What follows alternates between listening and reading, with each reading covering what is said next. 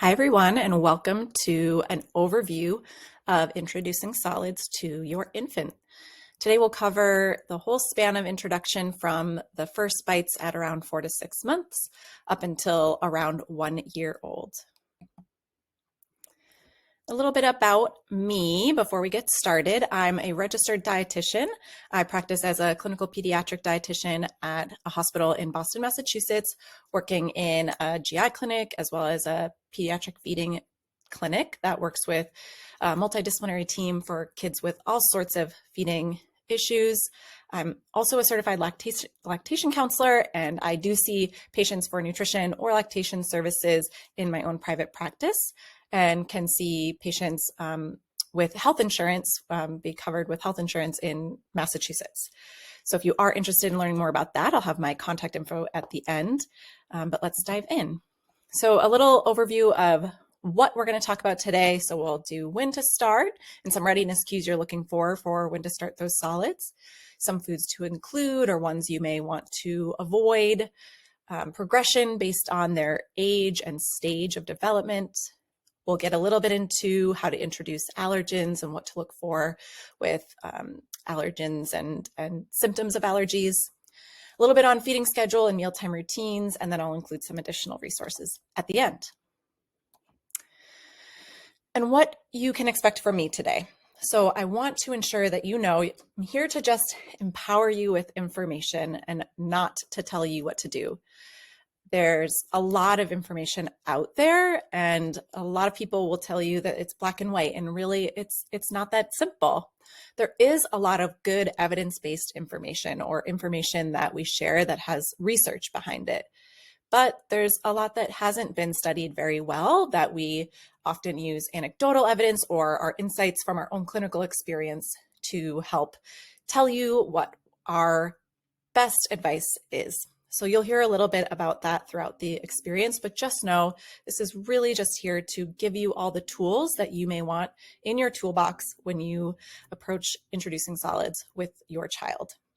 This presentation is, of course, not a substitute for individual care from your medical team, your pediatrician. So please, when you are looking for information about your child specifically, talk to your team, find a qualified dietitian, or talk to your pediatrician. And keep in mind, with all of the information that is out there and all of the different ways to do this, that whatever way you choose is going to be a great way. And really try to listen to your parent's gut on this and let that guide you, because there are so many ways that you can nourish your child and take care of them in a very loving way. And whatever way you choose will be great for you and your family and your child. So let's get into it. So when do we actually start offering solids to babies? So the time frame is roughly around this 4 to 6 month old time frame. And before 4 months, we really don't want anything besides whatever kind of milk they're having, whether that's breast milk or formula or some kind of combination of those two things. And we'll use their age plus some readiness cues to guide when we think the child is ready. But really, most kids are ready in this time frame. And keep in mind that if your child was born prematurely, that we're using their corrected age to guide this, but also those developmental readiness cues are going to be really important. So some kids are ready on the early side, and some may not be ready until after 6 months. So some of these cues that we're looking for that your child is ready and eating solid foods will be a safe experience for them. They can sit pretty well upright. They might be a little wobbly, but when they're well supported in a high chair, they aren't really falling over so much. They have pretty good control, especially of their upper body and trunk, their head and neck, so that feeding can be a really safe experience for them.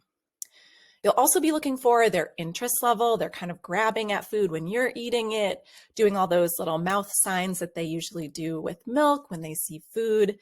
So a combination of all these things in that 4 to 6 month range is a good sign that your baby is ready to start solids.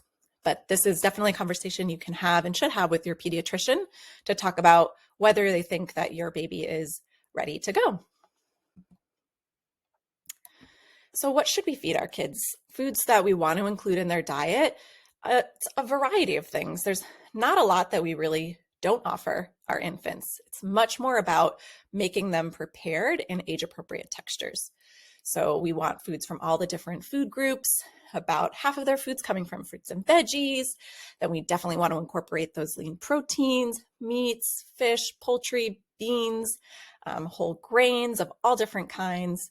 And they'll be getting their milk still from either their breast milk or their formula. So the biggest thing is to keep in variety. And at the beginning, you'll just be doing one food at a time and then gradually working up from there. So there's little that you can't do and a lot that we do want to incorporate to get them really interested in foods. And whatever your family is already eating, you can usually pull out at least one or two of those ingredients and make it age appropriate for your baby.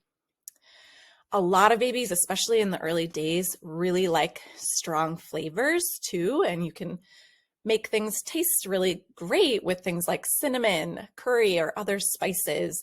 Cook with garlic, those kinds of things can be really helpful to pique their interest in solid foods, especially when they're just getting interested in things. And we don't add a lot of salt, so other flavors can be really, really helpful. I often get asked what should be the first food that we start with. And really, there's no good one answer. And you will probably hear a different recommendation from everybody that you speak to. You can pretty much start with any single food that you like. You'll often hear for those babies that are exclusively having breast milk that an iron-rich food is something that's a great one to start with. So something like an iron-fortified baby cereal, like a baby oatmeal, or other fortified whole grain cereal. Those are great options to start with if your baby's on breast milk, because breast milk is really low in iron and formula is fortified with iron. So it is important for all kids to have those foods at some point. But if you are exclusively feeding breast milk, it may be one of the earlier foods that you introduce. But you can start with veggies too. Some people like to start with those more bitter, kind of savory flavors. There's a little bit of research, a little bit of evidence that shows us that starting with those kinds of foods over sweeter foods can help develop their taste for those flavors and less towards those sweeter foods, since like breast milk and formula do tend to be on the sweeter side. Kids kind of tend towards those foods anyways. But you can start anywhere you like. You can start with a fruit, you can start with a veggie, you can start with a cereal. You'll just kind of be gradually working through each single food and working up to mixed foods and lots of variety. So here we'll talk about the foods, the very few foods really that you'll want to avoid during infancy. Honey is one of the big ones. It has a rare possibility of causing a foodborne illness called infant botulism. So we just recommend avoiding honey altogether until age 1. You also want to avoid foods that have high amounts of added salt or added sugar. So the salt, we just want to make sure that you can cook with a little bit of salt or offer packaged foods like hummus that have a little bit of salt in them. But baby kidneys are small, and that's how we process sodium or salt. So we just want to make sure we're not adding a lot of extra salt because that can be a little bit dangerous for them. And added sugar is not a good idea early in infancy and really in early toddlerhood, as well as too much sugar can have an impact on behavior and long-term health issues as well. And so lots of added salt or added sugar is not a great idea. Water. So babies really don't need extra water. They're getting all of the water that they need from breast milk or formula. You can start offering some supplemental water, 1 or 2 ounces at a time around the 9-month period, 6 to 9 months. It's especially helpful if you want to introduce a new cup, a new skill like a sippy cup or a straw cup.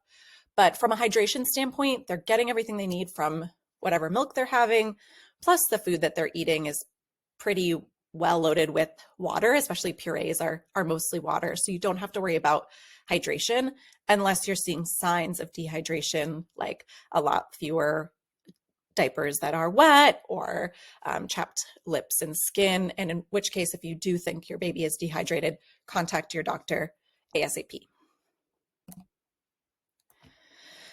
And then another group of foods that we're wanting to avoid are choking hazards.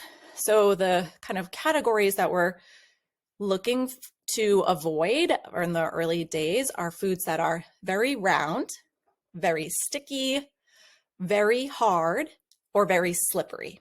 So this kind of covers some examples in all of those categories. So very round foods like blueberries, grapes, cherry tomatoes, we can cut them into smaller pieces, either halves or quarters, and make sure they're nice and soft. Sticky foods like nut butters, you want to thin them out with a little bit of breast milk or formula, or mix them into other foods to thin them out. You can also do peanut butter powders, things like that, if you're introducing it as an allergen. Things like bones that are really hard, or hard, unripe fruits and veggies. We definitely want to cook them or make them softer in ways that can be safer to eat, and cut them into smaller pieces. And things that are really sticky, like gummy or fruit snacks, gummy vitamins, we don't want to do that until around ages 3 or 4. The slippery foods, like a really ripe slice of peach or a really ripe slice of mango, those things the baby can kind of slip right through their fingers. And what you can do is either just change the shape, so cut them into really, really thin strips, or make them easier to hold on to. You can roll them in something like crushed graham cracker or some shredded toasted coconut, some ground flax seeds, something along those lines that makes it a lot easier to hold on to. This is, of course, not an exhaustive list of all of the possible things that can be a choking hazard, and truly it is impossible to completely eliminate the risk for this. But I do recommend, if you are interested in learning more, there's a lot of information on the CDC's website. There are lots of courses you can take that are specific to choking and how to manage that as well. So now we'll go into different age stages and how we can progress with food advancement along each of these stages. Just keeping in mind that all babies are going to progress at different paces. And if your baby's not quite meeting or sitting in their age stage, that's okay. Keep in touch with your pediatrician just to make sure they're still hitting their developmental milestones. But all babies are different and they're going to have different experiences with solid foods. So try to avoid that comparison with other kids that you have in your life and family and daycare and things like that. And in each age stage, we're going to be gradually progressing different types of foods and variety of foods. Very importantly, we're progressing textures of foods, as well as the number of times that we're offering solids each day, because as of course we get closer to age 1, more and more of the nutrition is going to be coming from solid foods, and less will be coming from milk. So some kiddos will start in that 4 to 6 month period with purees, pretty soft textured foods that are fed mostly with a spoon. And other kids will prefer to start after 6 months and skip most of that spoon feeding puree stuff. This is often called baby-led weaning, and that's okay. That's totally okay to skip the spoon feeding, like 4 to 6 month period. We don't recommend to do those bigger handheld pieces, that baby-led weaning, before 6 months. If you are thinking that your child is ready, definitely have that conversation with your pediatrician or another feeding specialist, because we just want to make sure that they're ready for that if you are going to kind of skip up to those larger textures. If you kind of skip over purees, that's okay. That's not a necessary developmental step. Really introducing foods earlier in that 4 to 6 month period gets them interested, kind of skill building.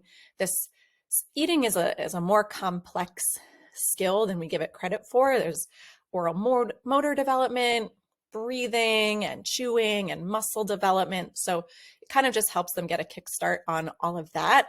And you can start to introduce allergens at that point too. So it just kind of gives you that time to do it. But it's absolutely fine to skip over it and do the more baby-led weaning style if you start 6 months or later. In every stage, we do want to start working on baby self-feeding by 6 months or earlier. For some, they can grab onto that spoon and start feeding themselves purees, but self-feeding is important along the developmental process. And keep in mind also with all of these stages that to develop a liking for a new flavor, it may take several exposures to that flavor. So you might see, and even into toddlerhood, babies are needing 10, 20, sometimes more exposures to a food, sometimes less, of course, but they may need a lot of experience with a food and a flavor to really enjoy it and start to accept it more readily. So if they're not doing well with a food at the beginning, don't write it off entirely. Just kind of keep it in the rotation and try it in lots of different ways. So the first little age stage is this early days, 4 to 6 months, first bites of food. So at this point, we're only offering thinner texture food purees, and single foods is where you want to start. Mostly because we're worried that if you see a sign of an allergic reaction or some kind of upset, we want to make sure we know which food was it and how can we avoid or move forward. And it does help them kind of get used to these flavors, and it's a completely new experience for them. So at the beginning, it's not about taking in a lot of nutrition. It's mostly about learning what is this whole thing, this new skill, these new flavors. So much of it is just exploration and having fun and getting messy. So keep in mind the vast majority of their nutrition is still coming from breast milk or formula. So keep up that regimen, whatever it is that you're working on, just keep that up. And then you'll be offering just a couple of tablespoons of solid foods a couple of times a day. And you'll gradually work that up to once they're at 6 months, kind of being ready for a new texture and a lot more foods. You can start introducing allergens as early as 4 to 6 months. We'll get into that when we cover allergies a little bit later. So next stage is roughly the 6 to 9 month period. And during this time, you can start to make purees a little bit thicker, so a little less watery. Some of them might contain multiple foods or more formed texture in that puree, some kind of chunkiness into it. You can also start with those larger handheld solid shapes. So what they can grab with what's called the palmar grasp. So this one develops first before the pincer grasp. So you're looking for really big pieces that are about 2 to 3 inches long and pretty skinny so that they can kind of grab onto it, and making sure that the foods are well cooked and in that softer texture so that when they do take a bite, it's pretty soft on their gums and not a choking hazard. Their gums are pretty strong and they can chew really well without teeth. So don't worry too much about that. It's more about safety as far as choking is concerned. And you'll be advancing during this time frame. 3 months, you'll start with only offering solids a couple times a day at the beginning of this period and up to around 3 or 4 times a day by 9 months. At this point, still most of the nutrition is coming from whatever milk that they're having. So, keep in mind, you want to make sure that even if there's milk kind of dropping off, not as much intake, that they're still getting quite a bit, and that they're actually eating, early on, they're probably not actually swallowing a lot of that food, not getting any meaningful nutrition from it. But during this phase, we do want to see that they're actually ingesting some of that food and that their growth is still looking good. So then we get to the last stage before they turn 1. So we're really working up to kind of a more toddler-like schedule, but that's, again, gradual from the 9-month period where you're offering solids about 3 times a day up to 12 months when you're offering it more like 4 or 5 times a day. And note that as the times per day that you're offering solids increases, that you won't expect the child to eat a full meal of solids every single time. It's really that we're giving them the opportunity to eat solids in addition to offering them their milk.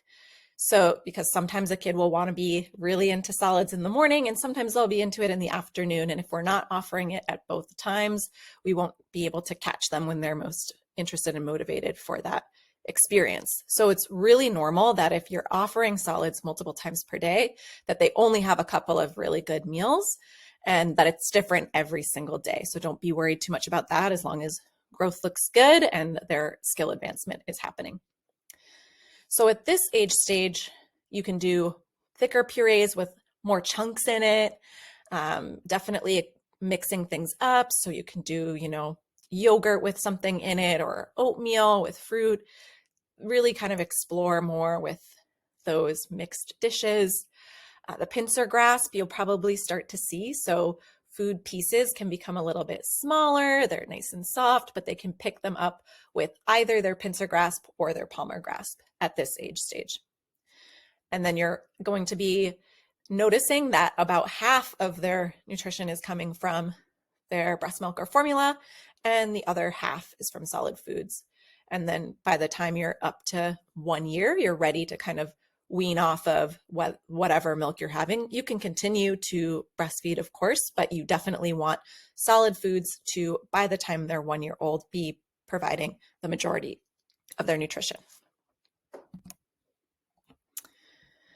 So that's when we hit that 1 to 2 year mark. So at 1 year, your pediatrician will recommend that you do start to introduce a standard milk, whether that's whole milk from the cow or from some kind of plant-based milk. You will still be making sure that they're getting a pretty good amount of calories from their milk, 30 to 40%. So it is an important part of their diet still, but we really want to be making sure that they're eating a good amount of food, a good variety of foods, so that they're getting all of those good micronutrients, because a regular milk is not going to be as rich in all of those micronutrients as their breast milk or formula was. So they're getting lots of that from what they eat. So offering foods 4 times a day, sometimes 5, 3 meals, a couple snacks is pretty standard, but expecting again that they're going to only have a few really good meals where they're eating quite a bit.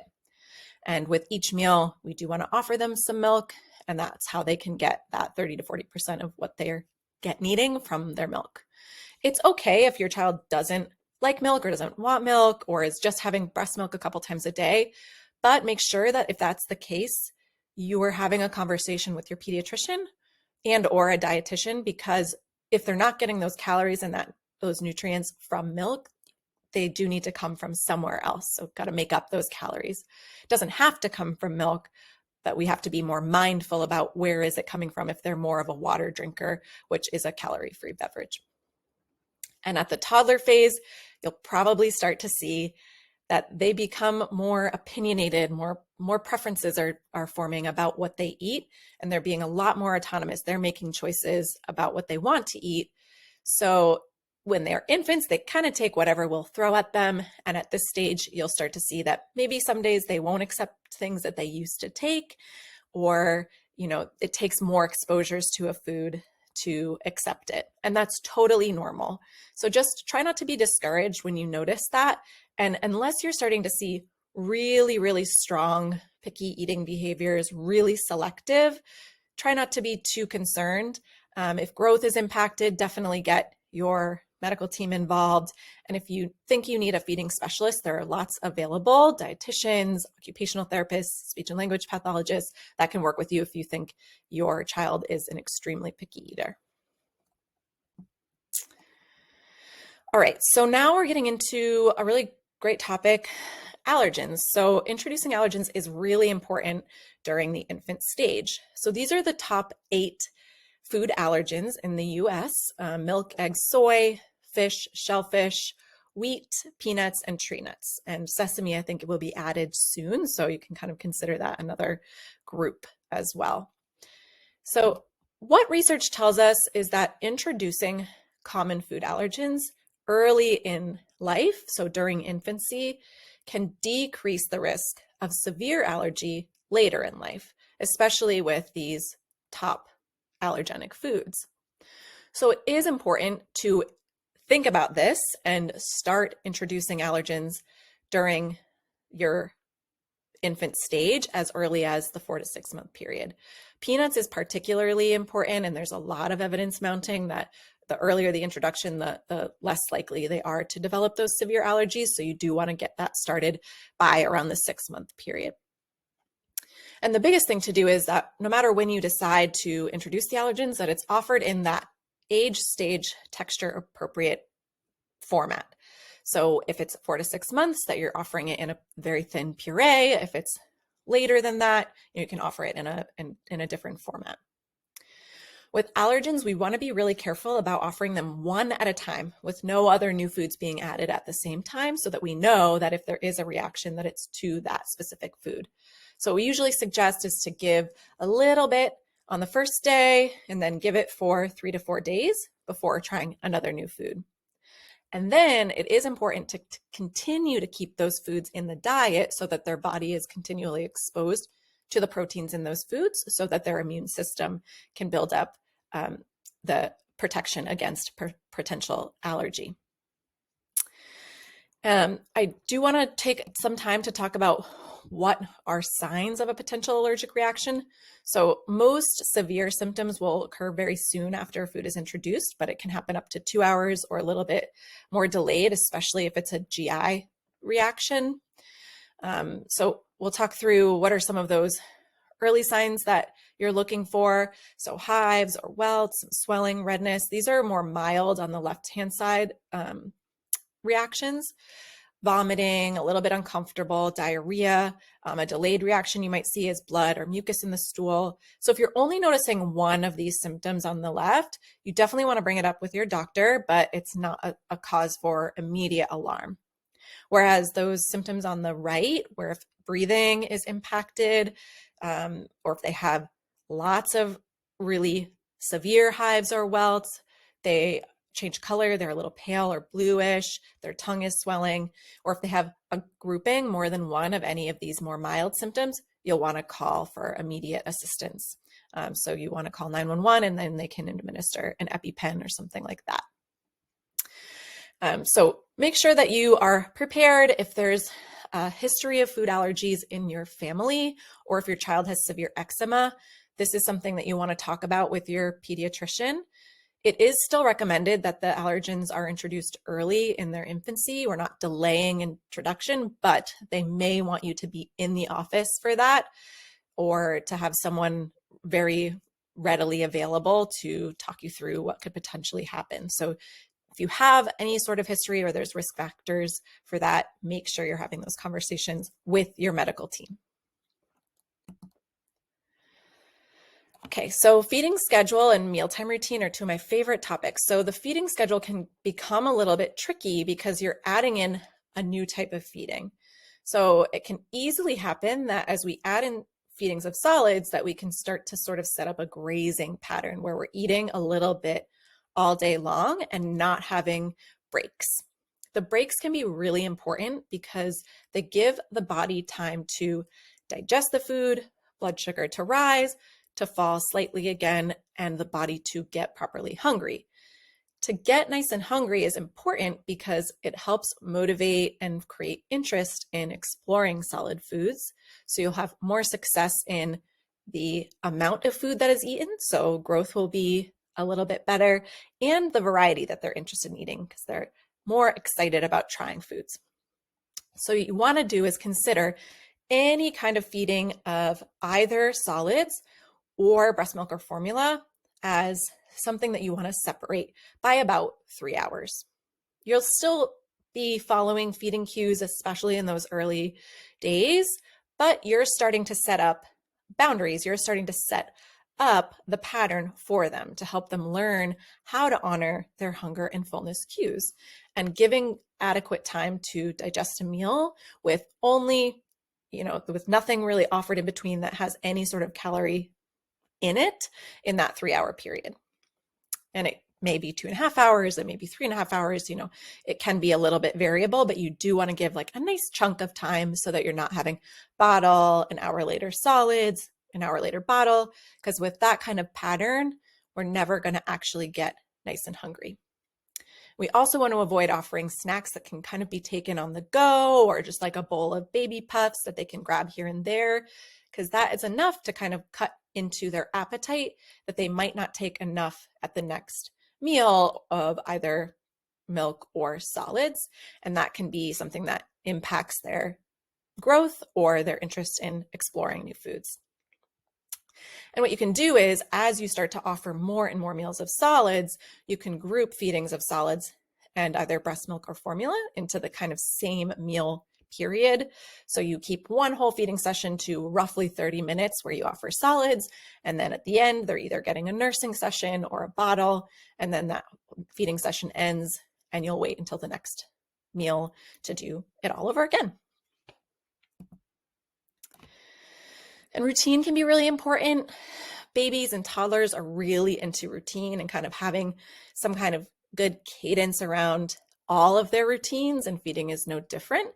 So try to offer meals or feedings of milk, breast milk, or formula around the same time each day.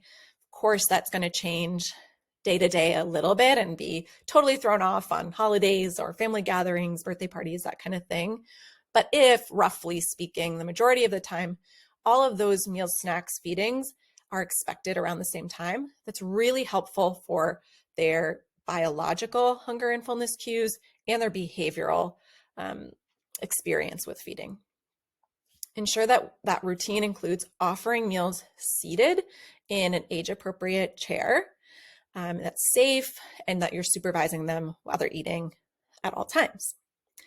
What's really interesting is that even with small infants, having feet supported, like you see in the chair that's on the screen, can be really, really helpful. It seems to be that what we've seen over and over is that kids, when they have that grounding, that feeling that they're kind of in control, they do much better with eating. So try to find yourself a chair that has one of those little platforms that they can put their feet down and eat well. And you see here, this child doesn't have the tray attached. You can have a tray on your high chair, that's great. Or you can use one that kind of slides right up to the table, so that either way that they're eating, tray or pushed up to the table, they're eating with you. You know, they're not kind of off to the side. They're in the mix. They can see you eating. They see other kids in the house eating. Really, that modeling of eating is very, very helpful. They're kind of seeing, what am I supposed to do? What should I eat? And that is very powerful to their development. And lastly, but certainly not least, getting messy is a really important part of mealtime routine. Allowing that sensory experience, food is going to get on their face, on their hands, avoiding kind of cleaning them off, avoiding that like urge to clean as they go is really important, because what they'll learn if you're cleaning them on the way is that they don't like that sensory experience, and they can create food aversions or feeding aversions, and especially that sensory experience. So just kind of allow it to happen. They're really just exploring, getting fun with food, and try to wait to clean them up until the end of the meal. A very interesting and really powerful kind of theory is this division of responsibility. And I want to get into it a little bit. It becomes more important as your child gets older, but it can be something that you start to infuse into the feeding routine as early as infancy. This was developed by a dietitian named Ellen Satter, who's done a lot of research on this as well. And the general principle is parents provide and the child decides. So parents get to choose what foods go on the plate, how much of each food goes on the plate, when and where meals are served, and how long the meal is meant to last. The child gets to decide which of the foods they're going to eat off the plate, how much of each food they're going to eat, and when they want to say, I'm done, I'm full, within the boundary that you've set as the time frame for the meal. Now, that might sound a little scary, because you might see food being left on the plate. They only eat one of those foods. The purpose really is to teach them the autonomy of eating. They're making a lot of decisions on their own, and it helps create a really strong sense of I'm in control of what I'm eating, and I'm also getting the message from my parents of what they want me to eat based on what's on the plate. So you really do get to set a lot of boundaries in this kind of paradigm, in this theory. So take advantage of that. You get to put what you want them to eat on the plate, how much of each thing, and get to tell them this is where we eat and when we eat. And they just get to decide which ones they're going to eat off that plate. So try to always offer at least one thing you know they're going to do well with, because we do want them to grow and get the nutrition that they need. But you can always be exploring new foods, new flavors, new textures. So that's how you can kind of fill in the plate as well. And when you do decide to do things like this, any of the feeding kind of decisions that you're making, try to get on the same page with all of the caregivers that are feeding your child, whether that's at home or at daycare, at another family member's house. Because if one parent is saying, like, yes, you can have snacks all day long, and the other parent is saying no, the child is getting a lot of mixed messages, and that can be really confusing and become really hard for routine and skill to develop properly. So try to be on the same page and set those boundaries together, and then allow the child to kind of play within the boundaries of that sandbox. So lots of really cool resources that are out there. I highly recommend this first one, Solid Starts.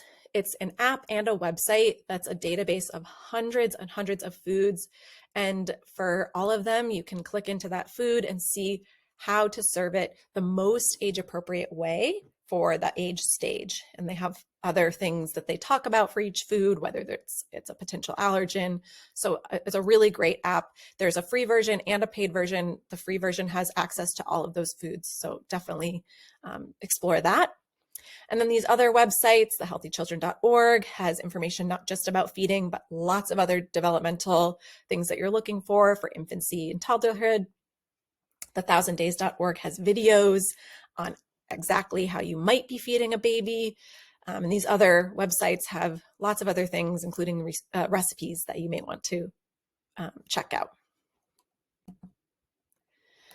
So I thank you so much for joining me for this presentation today. You can feel free to contact me anytime if you have questions about what we talked about today, or if you wanted to book an individual session with me. You'll see a lot more coming from me on my website, so keep an eye out there as your child grows for more tips on feeding. But in the meantime, you can contact me anytime. Visit my website, kellymillanrd.com, for more information. Thanks again.